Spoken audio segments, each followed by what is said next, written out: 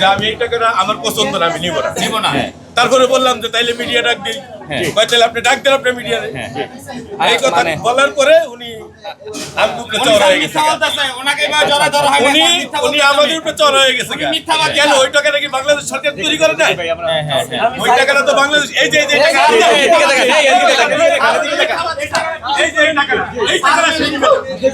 এই টাকাটা কি যা এই টাকাটা বাংলাদেশ সরকার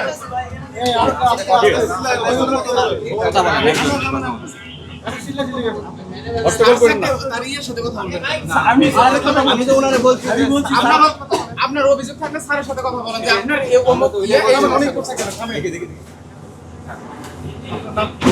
আমার নাম মোহাম্মদ বিলাল হোসেন।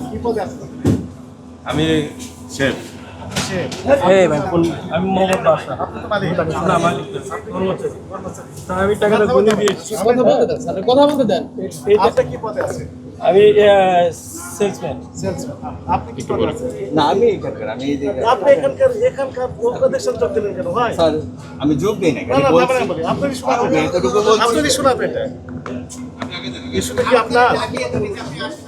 আমরা যে আপনার ইস্যু এটি? আমরা রেগুলার কাজ করতে আপনার রেগুলার কাজটা আপনার ইস্যু কিনা? না আমি আপনি এখানে না করলেন কেন? আমি নাক গলাই না, থামেন, আমি বলি থামেন। স্যার বলতে দেন, শেষ করতে দেন। কোন একটা অকারেন্স ঘটে গেল, কেউ ক্ষতিগ্রস্ত হলো, ওই ব্যক্তি নিজে কোর্টে মামলা দায়ের করতে পারবে। আপনি ওনাদের পক্ষে যে এটি অ্যাকসেপ্টেবল হবে স্যার না পক্ষে আর কিছু থামেন, আমি জাস্ট খালি বলছি আপনি এই কথা টাকাটা বলছেন কেন ভাই? বিশৃঙ্খলা করছেন। না না আমরা প্রশ্নই আসে না, হয়েছে বিশৃঙ্খলা উনি করছেন, আমরা কেন করবো স্যার? এখানে তো ক্যামেরা সবাই হ্যাঁ আমরা কেন করবো? একটু আস্তে কথা বললেই তো হয়ে যাবে। আমি তো ওনাকে আসতেই বলছি, আমি স্যারকে আমি আপনি বলি কথা বিষয়টা, বলা ঠিক আমি হয়নি। এতটুকু বলছি থামেন, স্যার। আমি বলি আপনার কথা বলে মোটেও ঠিক হয়নি, কারণ আপনি এর সাথে কনসার্ন না। আপনি চলে যান দয়া করে। ঠিক আছে, থ্যাংক ইউ। আপনার কোনো concern? এখানে যদি কোনো issue থাকে, আমার সাথে সরাসরি আপনার কাছে থামেন, আসতে ক্যামেরার সামনে আপনি কি বিরোধে আসছেন? না না না স্যার, আমি টাকা আমরা আপনার কাছে আসতে দিলাম। এখন আমি স্টাফের কাছে শুনেছি। হ্যাঁ গতকাল দুইটা 1000 টাকা নোট নকল দেওয়া হয়েছে, জরিমানার টাকা ব্যাংকে যাওয়া হয়েছে, ব্যাংক থেকে পাঞ্চ করে ফুটে করে দিয়েছে। দিয়ে বলা হয়েছে যে এই টাকাটা আসলে নকল। আমি বলি এই টাকাটা কে দিবে? স্টাফ দিয়েছে, তার বেতন থেকে দিতে হয়েছে, কারণ তার রেসপন্সিবিলিটি ওই দেখে নিয়েছেন বা নেননি, এটি আমাদের দেখার ইস্যু না। ব্যাংকের ট্রেজারিতে যখন জমা হবে, ব্যাংকের কর্মকর্তারা এগুলো দেখে নেন যে আসলে নকল। যদি নকল হয় তাহলে ওটা পাঞ্চ করে দিয়ে বলেন যে এই টাকা চলবে। স্যার এটা এই টাকা যিনি স্যার এটা কি নিয়েছেন, কি নকল? নকল বলা হয়নি আপনাকে। তাহলে উনি নেয় না, আমি বলছি যে স্যার এই টাকাটা কি খারাপ? আমি তো আমার বক্তব্য তো আপনি শেষ করেছেন, আপনি হইচই করলেন কেন ভাই? বুঝি করে না, আমার উনি কথা বলছে, বলেন। আমি বলছি আপনার কথা যে স্যারের কাছে আমি যাই, স্যারের কাছে চলে টাকা না, আমি বলছি উনি বলছে যে লাগবে না।